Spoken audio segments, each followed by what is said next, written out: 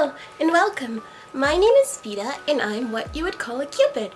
I was blessed with the opportunity to give some advice to some needy humans. So I thought the best way to go about it would be to record a video answering your questions on things about love. So here I am doing one of my very first advice giving thingies for you guys. So without any further ado, I'd like to jump right into it. Our first question, surprisingly, doesn't come from a human. It comes from a Wendigo. How to not eat your crush? That's a interesting question. Did you have plans to eat your crush? I guess the best way to go about not eating your crush is to not eat them. Just don't do it. Try not to do it very, very hard. Next question. Is high-end dining really that romantic? Or should my significant other enjoy eating chicken nuggets at home more? Well, I guess technically it doesn't really matter where you're eating as long as you're together. I think that if your significant other really does want to eat out or go somewhere really nice, then every once in a while you should treat them to that. But if you're both okay with staying at home and just eating chicken nuggets, then that should be perfectly fine too. Love isn't about where you eat, but who you're eating it with. Next question. I can't handle most of the normal places people go to meet new folks, like bars and things like that. Do you have any suggestions of other ways to meet new people? Well, a really good way to meet new people is honestly just going to your own corner. If you don't like going to bars or other places like that, then maybe try going somewhere like a library, a grocery store.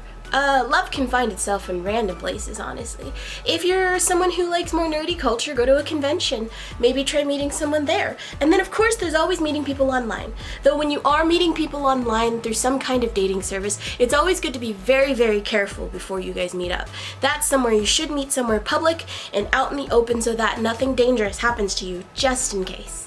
But you're always free to pick somewhere that you're more comfortable with. My hair keeps getting in my face and I can't see. Next question. What is the cutest gift for Valentine's Day? Personally, I like things like chocolate or cookies or sweets. Lots and lots of sweets. But sometimes people like things in their own way, so it really depends on your significant other. Also, Tristan really likes food too, so he would be the type of person that you would get a steak shaped like a heart in it, for example. But it's good to always pay attention to your significant other and the type of things they like, because what's going to be cute is going to matter on what they like. Though cute for me also might include a little hamster. How to confess your love? Unfortunately, a lot of these questions I think the best way to confess your love is to be very open about it. Maybe even do a romantic gesture. Though if they're a quiet person, try not to be too over the top. Sometimes people don't like huge gestures if they're very shy. So even the classic note passing that says, "I like you, do you like me?" Check mark yes or no. While it might seem very cheesy and off, sometimes it does the job. Or go straight to them in person and say, "I like you." It's never gonna happen unless you're open and upfront about it. How to write a love note? Well, so I guess the best way to go about doing that would be to write about something nice about them. Maybe write up something like your eyes are beautiful, you have the cutest little nose, your smile is wonderful, and make sure you talk about all their wonderful features and personality. Put it in a note and then give it to them. Even some people are really good at poems. I'm not really one to write poems. I'm more to bake someone something, give it to them, and then say that I think they're really nice. So just writing a love note involves pouring your heart into it, I guess. Why do bagels do with holes? Wait, do you mean why do bagels do with the holes? I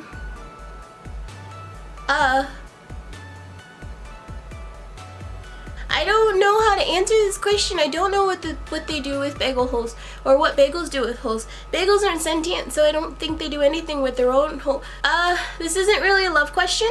Bagels taste good, though. Next question. How do you keep the romance in a marriage after 10 years? Oh, that's easy. I mean, I guess it's not easy for everyone, but I assume that you would just continue to love one another. Even if it's been 10 years, the person should still put a smile on your face if you're truly in love with one another. Try going out and doing little things. Even if you don't really enjoy doing big gestures as much as you used to, going to a park and having a picnic, or going to the movie and just sitting really close to each other, doing small things always helps keep everything alive too.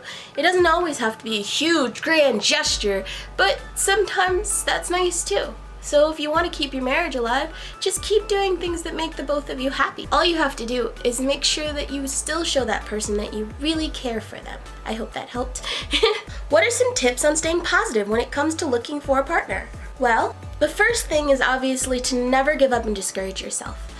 Obviously, sometimes it gets really, really hard, and especially for those with depression, that they feel like it's never going to work out for them.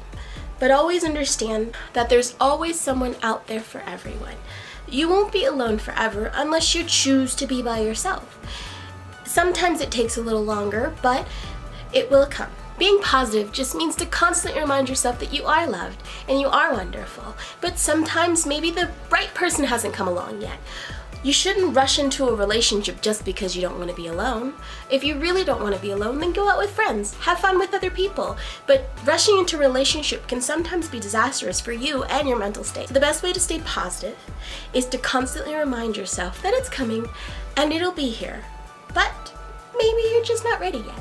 Maybe you need to help yourself love yourself more before you jump into a relationship where you have to now account for two people. Now that doesn't mean that if you don't like yourself or that you're having depression or certain issues like that you won't get love. That's absolutely not true. Sometimes when we're at our darkest moments, we find people who help us, lift us up. But don't count on someone else to lift you up, because sometimes that ends in disappointment. Try being positive by treating yourself first before you try really hard to treat someone else. I hope that helps. How did you become a Cupid? I was born a Cupid. I don't want to get into the messy details, but you're just born into being a Cupid. It's not really a turn into a Cupid or turn into an angel. We're our own species on its own. So we are born and we're trained to help people in love and other things. So I'm just a Cupid. I'm just me. How do you get over a breakup? Well, this is a hard question due to the fact that everyone mourns differently and everyone has to deal with problems differently. Not everyone is going to get over a breakup immediately, and you should never rush yourself into getting over something that might have been really painful. Breakups don't just include you were dating someone for a short time and you liked them and then they broke up with you.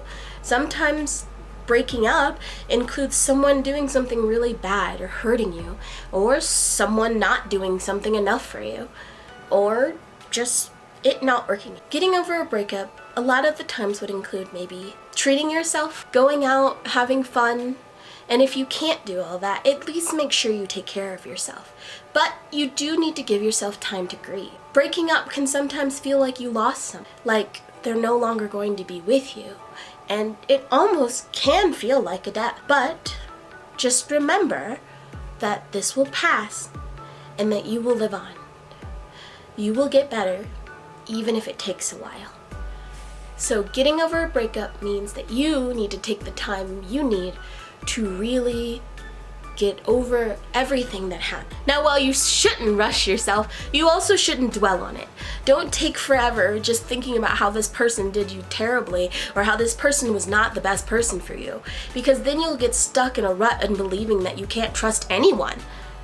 But do take the time to understand that you're allowed to be angry if a person hurt you. You're allowed to get upset if a person cheated on you. That's perfectly fine, but just don't let it consume you, I guess. What is the daily life of a Cupid? Well, honestly, daily life mostly involves keeping quota, I suppose. We wake up, we have breakfast, we do all the things that we need to do like most people do. We go to work, and going to work includes going to help people get pushed in the right direction. Now, what most people think is that Cupids like to force other people to fall in love with other people, but really, it's just a kind of nudge. We can see two people might have some kind of interest in one another, and with a little bit of magic, we kind of help push them in the right direction. Arrows aren't just for completely taking over one's mind. They're more like an enhancement of feelings. It's more like it makes your feelings for said person come forward a lot more than they were before. Giving a shy person a little bit of a boost, giving a confident person a little bit more of a confidence boost, that kind of thing. After we're done with work, like everyone else, we go home, we have dinner, we have sweets, we go to bed, and repeat. How do you know if you'll get your happily ever after? Well, that's the crazy thing. You don't know. Love is very tricky, and people do fall in and out of love all the time. And while we do our best to push people in the right direction and know who they like and who they might want to spend their time with, it does take time.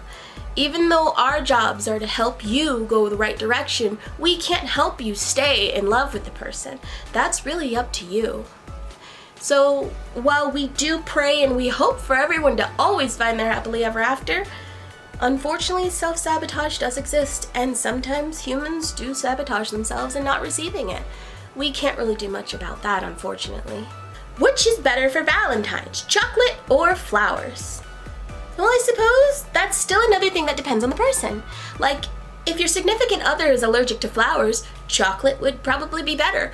Or if they're allergic to chocolate, flowers are probably better. Sometimes flowers or chocolate aren't necessarily the right thing. Not everyone is into the frou-frou Valentine's Day stuff. Sometimes getting your loved one a video game or a new tennis racket. Just make sure that you always get them something that they want or that they're interested in.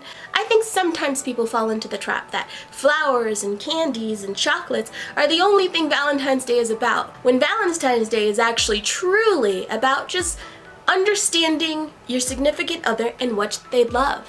What are some of the most romantic songs? Well, a lot of songs are super romantic. From classical to R&B to hip-hop even.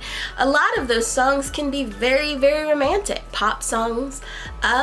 There's a lot of people who sing love songs. Can I say all of them? What is the best way to ask someone to be your Valentine? I think I've said this before. It's just like confessing your love. Be upfront about it and make sure that you make them understand what you're asking. If you beat around the bush or try to say it very passively, they might not 100% understand that that's what you want. So I'm always one for a very direct approach, even if it means writing them a note that just says how you feel and then saying, would you be my Valentine? Doing something really cute or nice, bringing them a card, bringing them a gift. It just makes sure that they understand that you would love for them to be your Valentine. Love at first sight. Myth or fact? Well, I'm gonna get in trouble for this, I feel like. I don't think that love at first sight exists. Here's the reason why. When you meet someone, you become infatuated by them. Sometimes you really, really like them. But love comes from growth. Love comes from over time learning about them, getting to know them, and having things in common and trying to help one another. Experience. Now, there is infatuation at first sight and there is like at first sight, but love is more of a bond. So it's hard to say that there's love at first sight when it takes growth and learning and being around one another to really, really understand how much you love each other. If you see someone and you instantly love them, that's not really love. That's infatuation, or dare I say, lust. Sometimes humans believe that just because they see a person and they feel head over heels, or they feel like they're sweating or having all these different feelings, that it is love. And that's not necessarily love.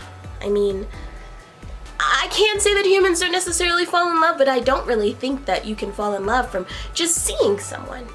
Love takes time. It's patient, it's kind, and it takes time. So, I think that love at first time is a myth. How can you tell if they're really the one? There's all of the classic signs of, does your heart flutter? Do they make you happy? Do you smile every time you look at them?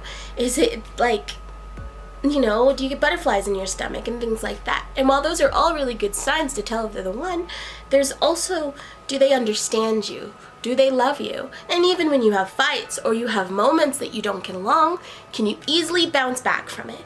Or even if it's not easy, do you guys both understand that you will get through it? You can tell they're the one when you feel like your bond is unbreakable. At least that's what I think. If your bond feels a little unbreakable, even through hard times, then I would assume that person's the one for you. What to do if you kind of like them, but they also keep pissing you off? Well, I would say talk to them. If they're saying very offensive things that you cannot respect or that they're not respecting you, then it's probably not good for you. They might be toxic and maybe you're holding on to them. Or if they're saying things that just be slightly annoying, maybe you should check your own personality. Sometimes we get very irritated at things that aren't necessarily that big. And maybe we should discuss it with them. Is it something like maybe they keep taking your pins and they won't give them back to you?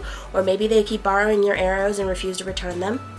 Either way, sometimes it takes sitting down and talking to them. But if it's something so deep as into misgendering or saying something very rude or being offensive in a way that is just completely uncalled for, then if having a discussion doesn't work, they might just be toxic and you really shouldn't be around them. It's okay to admit when you might have fallen for someone toxic and you can't be with them anymore. So, discussion is always the key. That's all the time I have today for questions, and I really do hope that I could have helped you in some way or another. Remember, the Valentine's Day is a precious holiday to spend with your loved ones, and that doesn't always mean your significant other. Sometimes, if you're not in a relationship, it's good to spend time working on other relationships. If you're single, go out with all of your friends, have some food, have some fun, go to an arcade. If you're with your significant other, take them out somewhere nice. And if you can't go out anywhere nice, then just spend time at home together. Valentine's doesn't have to be expensive, and it doesn't have to be about gifts. Make sure you both understand sometimes that maybe you can't get gifts this year. And the gift of Valentine's Day should be sharing your heart. If you can't afford a gift, even maybe consider making them something. I know a lot of crafty people, and I know that when it comes down to Valentine's Day, sometimes it could be making a plushie, making a card, drawing them a pretty picture, writing them a poem. Just remember that Valentine's Day is sharing your love. It doesn't have to be expensive. It doesn't have to be super over the top. But if you have the means to do that, then do it. Show your love for someone today. And I hope everyone has a wonderful and beautiful Valentine's Day. My name's Vita, and I guess this is Ask a Cupid. I hope you guys have a wonderful, wonderful time. Also, if you really like this, maybe leave a like or a comment so that I know that maybe if I do more stuff like this, you guys might enjoy it. It really helps me understand what you guys like. So, thank you. Thank you very, very much for joining me, and hopefully I can see you next time. Bye!